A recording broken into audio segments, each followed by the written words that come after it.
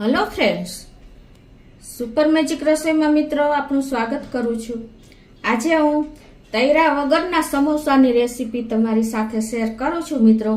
તો health conscious માટે best option છે મિત્રો। તો તમને ચોક્કસ આ વિડીયો ગમશે, ગમે તો લાઈક કરજો, શેર કરજો અને સબસ્ક્રાઇબ કરવાનું તો ભૂલતા જ નહીં। તો મિત્રો આપણે એના ઇન્ગ્રેડિયન્ટમાં મેં જો 500 ગ્રામ બટેટા એટલે કે 6 થી 7 પીસ મીડિયમ સાઇઝના બટેટા લીધા છે, 1/4 કપ વટાણા લીધા છે, પછી કાંદા લીધા છે 2 મીડિયમ સાઇઝના ઝીણા સમારીને, ધાણા ભાજી છે, આદુ અને મરચા 2 મરચા લીધા છે, 1 ઇંચ આદુનો ટુકડો લીધો છે, કલોંજી છે, તલ છે, ધાણા છે, વરિયાળી છે, પછી આમચૂર પાવડર છે, દહીં છે, મેંદો છે અને મિત્રો રૂટીન મસાલામાં આપણે લાલ મરચું, હળદર અને ધાણા જીરું છે, આખું જીરું છે, રાઈ છે અને હિંગ છે। તો આટલા ઇન્ગ્રેડિયન્ટ આપણે લેશું અને મીઠું છે। તો બનાવવાનું ચાલુ કરીએ। તો મિત્રો આપણે જો 1/4 કપ એક બહુ ખાટું ને મીડિયમ એવું આપણે દહીં લીધું છે, એમાં આપણે 1 ટીસ્પૂન જેવું આપણે મીઠું નાખી દેશું, 1 ટીસ્પૂન આપણે ખાંડનો પાવડર નાખી દેશું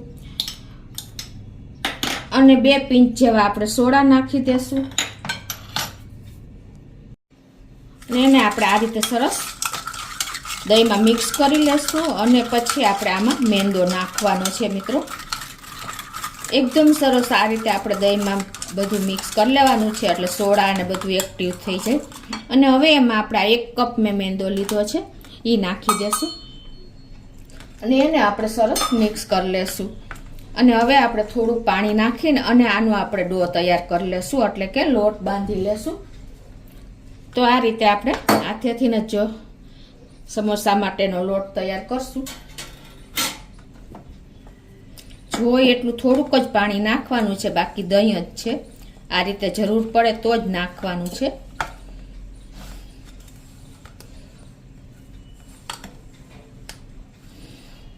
તો અમથું ચમચી 2 ચમચી જેવું જ આપણે પાણી જોશે અને આપણો ડો તૈયાર થઈ જશે। તો આપણે જો આ રીતે ડો તૈયાર કરી લીધો છે મિત્રો અને હવે આને આપણે જો ફેલાવા જ મીંડો છે, કેમ કે આપણે રોસ્ટ કરવા માટે બેકિંગ સોડા નાખ્યા છે। તો હવે એને આપણે જબલામાં નાખીને રાખી દેશું એટલે એકદમ સરસ આપણો ડો તૈયાર થઈ જાય આ રીતે તમારે। અને આને આપણે ઢાંકીને 5 થી 10 મિનિટ આ રીતે રેસ્ટ આપી દેશું।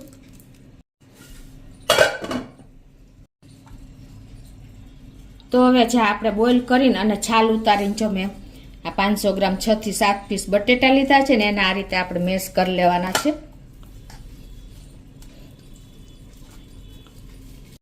તો આપણે ગેસ ઓન કરી અને એક પેનમાં આપણે 2 ટેબલ સ્પૂન જેવું તેલ મૂકી દેશું અને આ તેલ ગરમ થાય એટલે આગળની પ્રોસીજર કરીએ।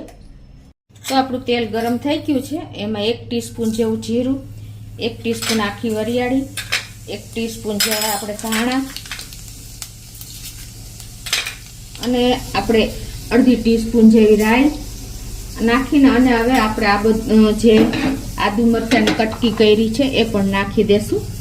આ રીતે 1 ઇંચ આદુનો ટુકડો અને 2 મરચાંની મેં કટકી કરી છે એ નાખી દેશું અને એને આપણે એવું સરસ સાંતળી લેશું। આ રીતે સ્લો ટુ મીડિયમ ફ્લેમ ઉપર જ આ સાંતળવાનું છે। હવે એમાં આપણે આ મેં 1/4 કપ વટાણા લીલા લીધા છે ફ્રોઝન કરેલા એ નાખી દેશું અને હવે આને આપણે 1 થી 2 મિનિટ આ રીતે સેજ કૂક કરી લેશું સ્લો ફ્લેમ ઉપર જ। 1 થી 2 મિનિટ આપણે આ રીતે સરસ સ્લો ફ્લેમ ઉપર જ કૂક થઈ ગયા છે। તો હવે એમાં આપણે 1/4 ટીસ્પૂન જેવી હળદર નાખી દેશું અને 1 ટીસ્પૂન લાલ મરચું કાશ્મીરી નાખી દેશું અને આને આપણે હલાવીને અને આપણે જે બટેટાનો મેશ કરેલો માવો છે ને એમાં જ નાખી દેશું આ રીતે।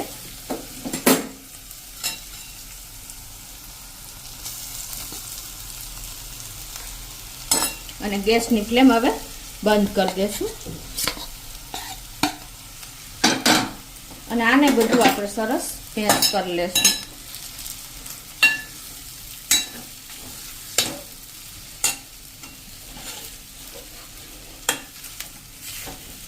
તો જો આ રીતે આપણે બધું મેશ કરી લીધું છે, મિક્સ કરી લીધું છે. હવે એમાં 1 ટીસ્પૂન જેવી આપણે દળેલી ખાંડ નાખી દેશું, ટેસ્ટ એકોર્ડિંગ.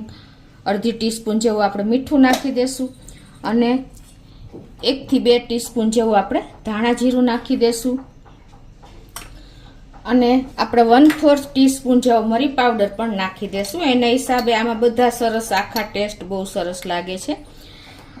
અને આપણે 1 ટીસ્પૂન જેવો આપણે આમચૂર પાવડર પણ નાખી દેશું. આપણે આ એકદમ ડ્રાય મસાલો કરવાનો છે, એટલે લીંબુનો ઉપયોગ બને ત્યાં સુધી નથી કરવાનો. અને હવે એમાં આપણે આ 2 મીડિયમ સાઇઝના કાંદા સમાર્યા છે ને એ નાખી દેશું અને આપણે 2 ટેબલ સ્પૂન જેવી ધાણા ભાજી સમારી છે એ બધું આપણે આમાં નાખીને સરસ મિક્સ કરી લેશું અને 1 ટીસ્પૂન જેવો આપણે ગરમ મસાલો પણ નાખી દેશું. અને હવે મિત્રો આ એકદમ ટેસ્ટી આપણે આ મસાલો તૈયાર થઈ ગયો છે, તો એને આપણે સરસ મિક્સ કરી લેશું બધો મસાલો. તો આ રીતે જો આપણે બધો મસાલો સરસ મિક્સ કરી લીધો છે. હવે એને આપણે એક બોલમાં કાઢી લેશું, એટલે થોડો ગરમ છે તો ઠંડો થઈ જાય, કેમ કે આપણું પેન ગરમ જ છે. હવે આને આપણે સાઈડ ઉપર રાખી લેશું અને આપણે હવે લોટ જે બાંધ્યો છે એને પણ જોઈ લઈએ. એને 5 થી 10 મિનિટ થઈ ગઈ છે અને આપણો લોટ પણ એકદમ સરસ એક્ટિવ થઈ ગયો છે, તમે જોઈ શકો છો. અને હવે આને આપણે આ રીતે તેલવાળો હાથ કરીને સહેજ મસળી લેશું. હવે એમાંથી આપણે લુવો બનાવી લેશું. તો જો આપણે હવે એમાંથી લુવા કરી લેશું નાની સાઈઝના આ રીતે. અને તમે મોટો રોટલો કરીને ટ્રાયંગલ શેપ કરીને પણ તમે તૈયાર કરી શકો છો. આ રીતે આપણે 4 થી 5 હું તમને અત્યારે બતાવી દઉં છું. આ રીતે પેંડા વાળી લેશું.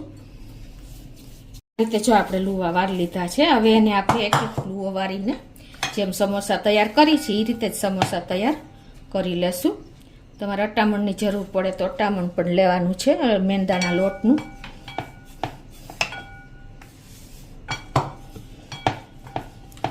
હવે આ રીતે આપણે પૂરી વણીને અને એના 2 ભાગ કરી લેશું. અને હવે જે રીતે આપણે બનાવીએ છીએ સમોસા એ જ રીતે આપણે આમાં ફિલ કરી દેશું મસાલો, 1 ચમચી જેવો. આ રીતે તમારે જે સાઈઝના સમોસા કરવા હોય એ પ્રમાણે તમે કરી શકો છો. અને હવે આને આપણે આ રીતે 2 સાઈડથી સમોસાનો શેપ આપી દેશું.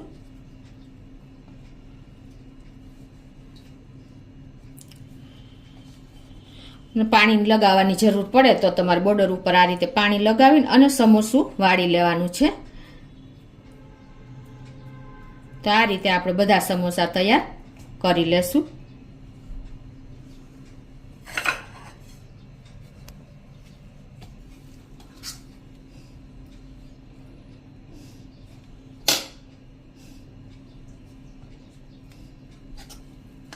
જેટલો માવો ફીલ થાય એટલો તમારે પૂરી સાઈઝમાં કરી લેવાનો છે આ રીતે.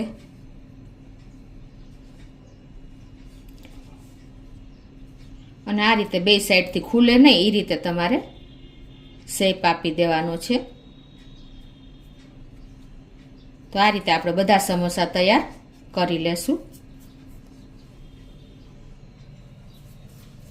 તો તમે આ રીતે પણ જો મસાલાનો શેપ આવી રીતે ટ્રાયંગલ શેપમાં આપી અને તમે સમોસું પણ વારી શકો છો. એ પણ તમને ઈઝી જ પડશે, ખાલી મસાલાને જ શેપ આપવાનો છે. ગોળ પૂરી વાળી હશે ને તો તમારે 2 કટ નહીં કરવા મૂકે.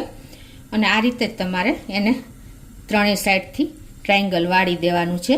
તો પણ તમારો સમોસાનો શેપ એકદમ સરસ તૈયાર થઈ જશે. જુઓ થઈ ગયો ને મિત્રો. આ શેપ પણ તમે તૈયાર કરી શકો છો. તો એ રીતે મેં બધા સમોસા તૈયાર કરી લીધા છે. હવે આપણે આ રીતે ઉપર આપણે કલોંજી અને તલ આવી રીતે સ્પ્રિંકલ કરી દેશું સમોસાની ઉપર. આ રીતે બધા સમોસામાં આપણે આ રીતે કલોંજી ને તલ કરી નાખશું તૈયાર. હવે આપણે ગેસ ઓન કરી અને એક આ રીતે આપણે લોઢી લેશું અને લોઢીમાં આપણે તપવા દેશું સેજ. અને આ બાજુ આપણે એક લોખંડનું લોયું પણ ગરમ કરવા મૂકી દીધું છે. તો એને આપણે ફૂલ ફ્લેમે ગરમ કરી લેશું. તો આપણી લોઢી પણ ગરમ થઈ ગઈ છે, તો આપણે સહેજ પાણીનો છંટકાવ કરી દઈશું અને એની ઉપર આપણે આ રીતે સમોસા સેટ કરી દઈશું. અને હવે આને આપણે 1 મિનિટ આ રીતે સ્લો ફ્લેમ ઉપર થવા દેશું. આ રીતે જો આપણે સમોસા અને લોઢી ઉપર નાખી દીધા છે અને 1 મિનિટ થઈ ગઈ છે. આપણે થોડા એવા કૂક પણ થઈ ગયા છે. તો આ બાજુ આપણે બીજા પેન પણ ગરમ કરવા મૂકી દીધું છે. તો એને હવે આપણે આ રીતે એમાં ફૂલ ફ્લેમ આપણે લોખંડનું પેન ગરમ કરવા મૂકી દીધું છે. એની માથે આપણે આ લોઢી ઊંધી વાળી દઈશું આ રીતે અને એને થાવા દેશું. તો જો આ રીતે આપણે 5 થી 7 મિનિટ જેવું થયું છે સ્લો ફ્લેમ ઉપર. અને આપણે હવે જોઈ પણ લઈએ કે બે સાઈડ જો મિત્રો એકદમ સરસ આપણા સમોસા ઉપર ને નીચે બ્રાઉન થઈ ગયા છે. તો હવે આપણે એને ખોલી પણ લઈએ.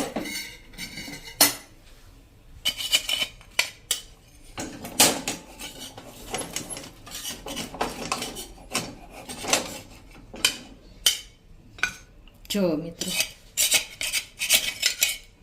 એકદમ આપણા રોસ્ટેડ સમોસા તૈયાર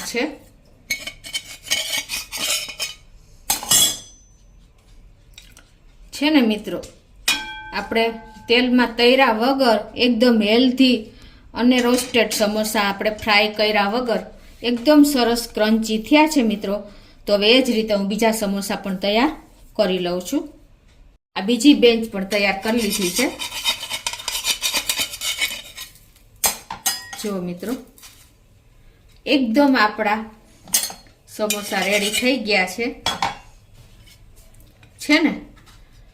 તેલમાં તળ્યા વગર એકદમ રોસ્ટેડ સમોસા આપણા રેડી છે મિત્રો. એકદમ ક્રન્ચી પણ તૈયાર જ થયા છે. તો મિત્રો એકદમ હેલ્ધી અને ટેસ્ટી એવા આપણા જો કરારા એકદમ તમને અવાજ આવતો હશે. જો આવે છે ને. તો એકદમ આપણા ક્રન્ચી સમોસા તૈયાર થઈ ગયા છે. તમને ખોલીને પણ બતાવી દઉં. જો મિત્રો છે ને એકદમ ડિલિશિયસ અને ટેસ્ટી એવા આપણા સમોસા રેડી છે. તો આ રીતે તમે ચોક્કસ એક વખત તળ્યા વગર ટ્રાય કરજો. હેલ્થ કોન્શિયસ માટે બેસ્ટ ઓપ્શન છે મિત્રો. તો તમને ચોક્કસ મારો વિડીયો ગમે તો લાઈક કરજો, શેર કરજો અને સબસ્ક્રાઈબ કરવાનું તો ભૂલતા જ નહીં.